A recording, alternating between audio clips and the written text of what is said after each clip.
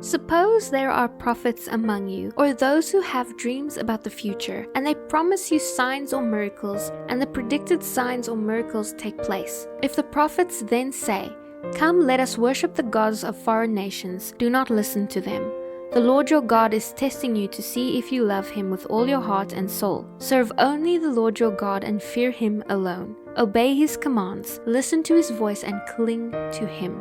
The false prophets or dreamers who try to lead you astray must be put to death, for they encourage rebellion against the Lord your God, who brought you out of slavery in the land of Egypt. Since they try to keep you from following the Lord your God, you must execute them to remove the evil from among you. Suppose your brother, son, daughter, beloved wife, or closest friend comes to you secretly and says, "Let us go worship other gods," gods that neither you nor your ancestors have known. They might suggest that you worship the gods of people who live nearby, or who come from the ends of the earth. If they do this, do not give in or listen, and have no pity. Do not spare or protect them. You must put them to death. You must be the one to initiate the execution, then all the people must join in.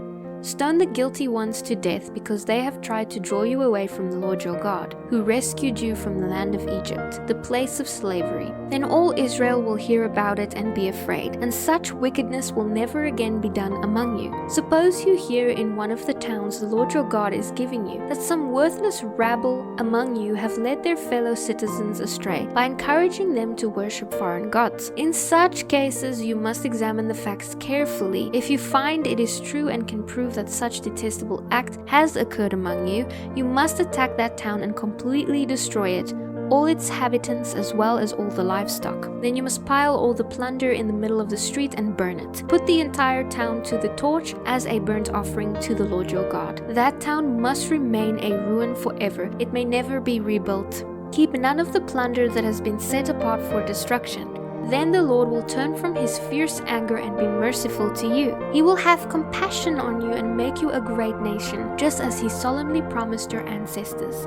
The Lord your God will be merciful only if you obey Him and keep all the commands I am giving you today, doing what is pleasing to Him. Since you are the people of the Lord your God, never cut yourselves or shake the hair above your foreheads for the sake of the dead. You have been set apart as holy to the Lord your God, and He has chosen you to be His own special treasure from all the nations of the earth.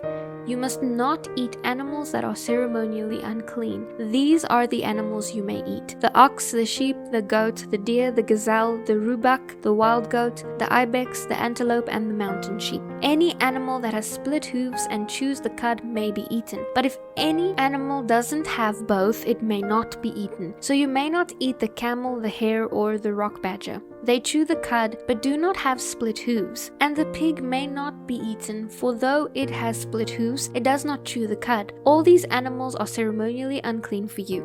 You may not eat or even touch the dead bodies of such animals. As for marine animals, you may eat whatever has both fins and scales. You may not, however, eat marine animals that do not have both fins and scales. They are ceremonially unclean for you. You may eat any bird that is ceremonially clean. These are the birds you may not eat: the eagle, the vulture, the osprey, the buzzard, kites of all kinds, ravens of all kinds, the ostrich, the nighthawk, the seagull, hawks of all kinds, the little owl, the great owl, the white owl, the pelican, the carrion, vulture, the cormorant, the stork, herons of all kinds, the hoopoe, and the bat. All flying insects are ceremonially unclean for you and may not be eaten, but you may eat any winged creature that is ceremonially clean. Do not eat anything that has died a natural death. You may give it to a foreigner living among you, or you may sell it to a foreigner. But do not eat it yourselves, for you are set apart as holy to the Lord your God. Do not boil a young goat in its mother's milk.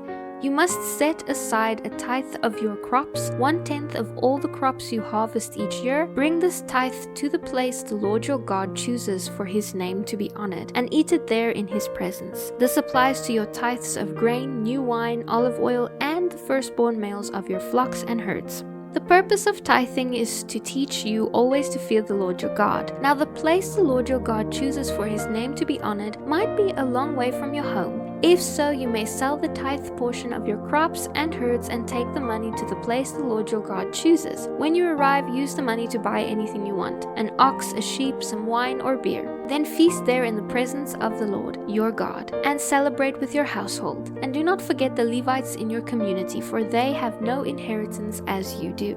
At the end of every 3rd year, bring the tithe of all your crops and store it in the nearest town. Give it to the Levites, who have no inheritance among you, as well as to the foreigners living among you, the orphans and the widows in your towns, so they can eat and be satisfied. Then the Lord your God will bless you in all your work.